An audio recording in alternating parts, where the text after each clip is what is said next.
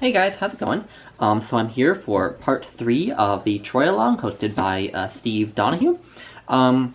So for this week, we read books 13 through 18.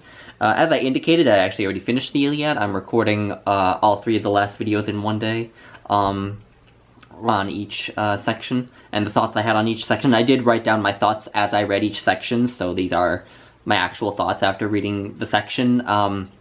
But anyway, so books 13 through 18, basically, in this section, Achilles has kind of finally broken down and decided that the Achaeans do need help, or the Greeks do need help.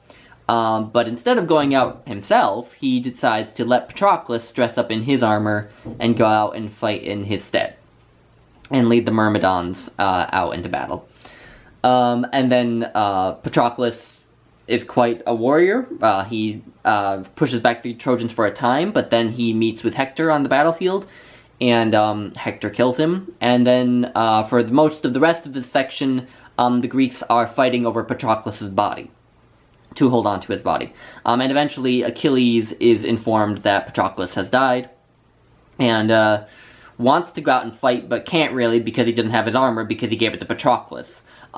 So instead, what he does, he goes out, and kind of stands on a little hill, over the battle, and just gives out these 3 big, long, yells of grief, essentially, over his dead friend.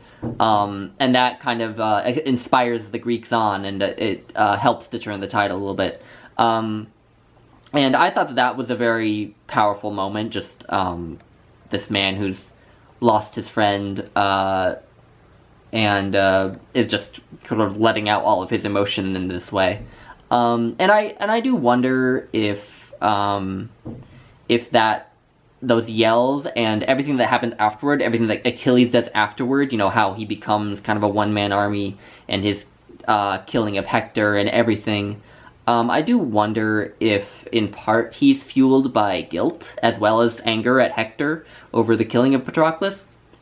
At no point does Achilles, to my knowledge, indicate any kind of guilt over sending Patroclus out in his armor, because, you know, Achilles kind of did, in a sense, bring Patroclus' death himself. I mean, Achilles could easily have just sucked up his pride and gone out to battle himself instead. Because basically the reason he sends out Patroclus instead of going himself is because he doesn't want to backslide on his declaration that he was not going to help Agamemnon, was basically because he couldn't go back on that, on his public declaration that he would do that. That's why he sent out Patroclus. So he did kind of bring that down on himself, in a sense. So I do wonder if some of his emotion is fueled by guilt, although it's hard to know because, again, he doesn't say it is. But anyway, so that was kind of the big highlight of this section for me, in terms of just a very powerful moment. And something I also realized while reading this section in particular is something about the extended battle scenes and what they do, kind of, for this epic. And, you know, because a commenter mentioned Moby Dick at one point in a comment on my first Iliad video, and how the whaling chapters in that book kind of, and what they do, because they can get pretty boring too, and it can be hard to see why they're there.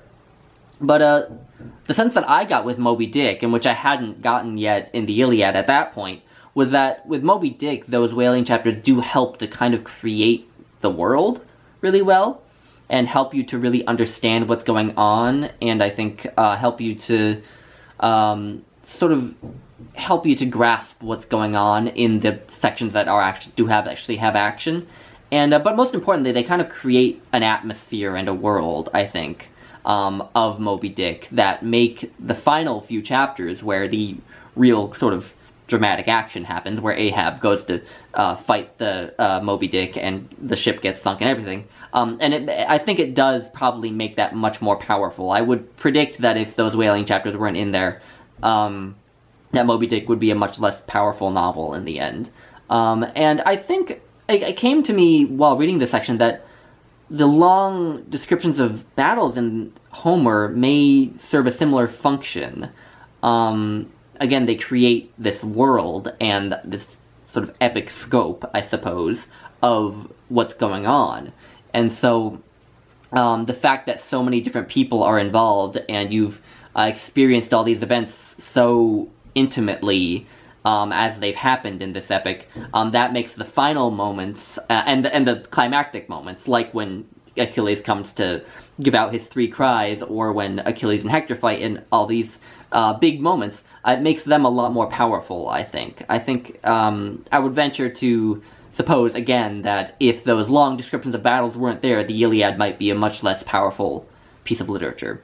But I don't know, I can't say, because in order to test this, you would need to create a world where no person has ever read the Iliad in its real form yet, and then you would need to create an Iliad with all the extra battle scenes cut away and just have the sort of bare bones of the story there, and then see how people react, and then afterward have them read the real thing and see what happens. So I can't really test this theory, but I don't know, it's kind of an idea I had, so...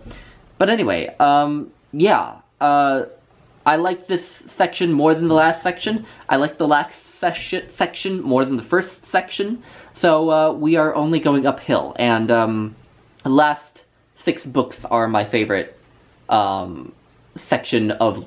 one of my favorite sections of literature that I've ever read. So, anyway, I'm going to be talking about those in my next video. So, yeah, thanks for watching, guys.